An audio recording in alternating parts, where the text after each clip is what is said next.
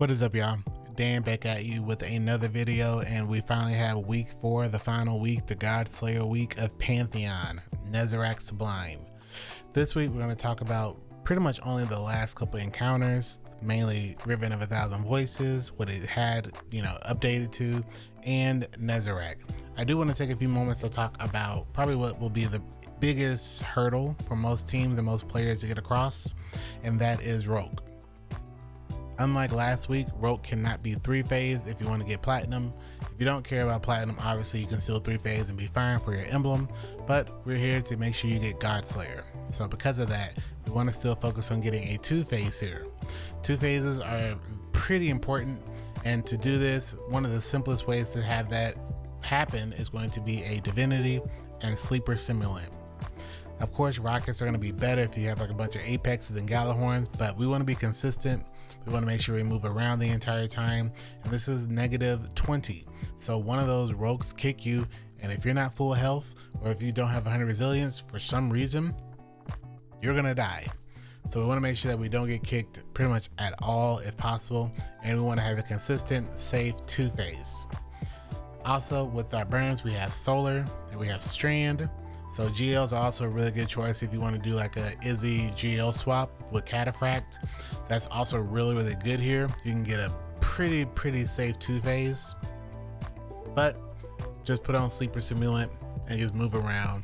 Have a Tether, in my opinion, is also really good.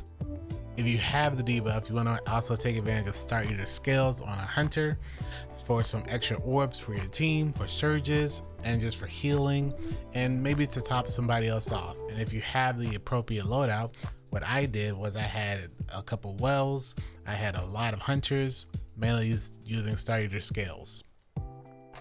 But if you don't have any of that and just want to have a very simple strat, Simulant with a Tether and a Divinity, and just move around either counterclockwise or clockwise with your team and just shoot that div. If you watched my video of how to do legit Riven, then you are more than well equipped to do this encounter first try. Riven of a Thousand Voices is forcing us to have to do all 3 floors. On the first floor and on the second floor, Riven has insane damage resistance, so you can't really do any damage to Riven, except once you get to the top floor, it's just like normal. So as long as you know how to do the first floor and the second floor like normal, where you just stun the boss on each side with the tentacles or the fire, and then you stun the mouth and then shoot the eyes, you are set.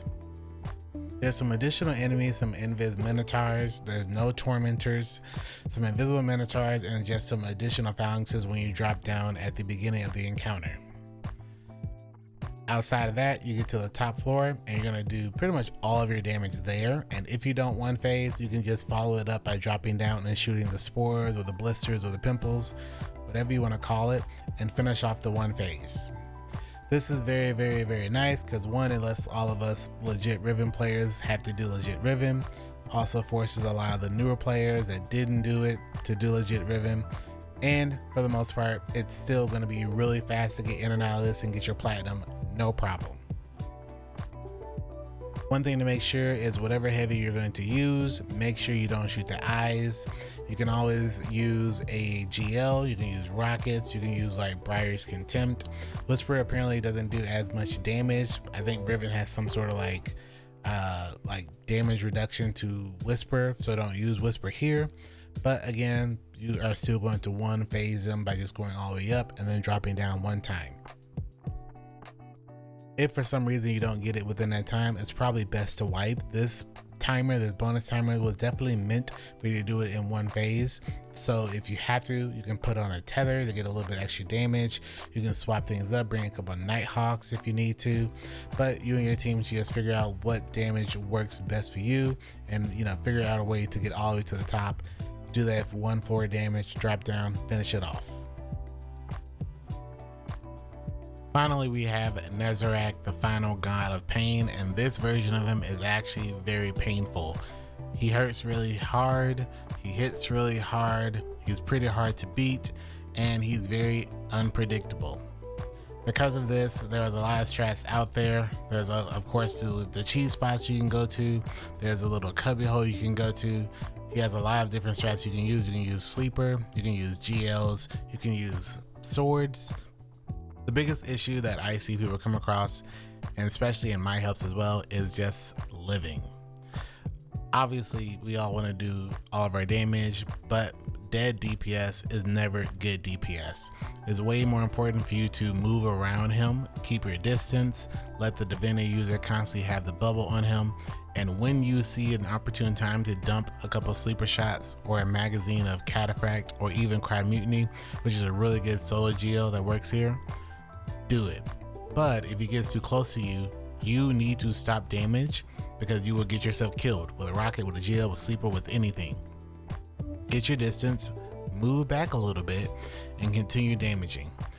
Another note, if he is looking at you, that's when you don't want to do too much DPS. Let the other team, rest of the team know I have his aggro. That means they have freedom to do as much damage as they can within that time. Because once he stops looking at you and looks at someone else, now it's your turn to start doing DPS. It's a bit of a cat and mouse game you have to do with Nezzy right here.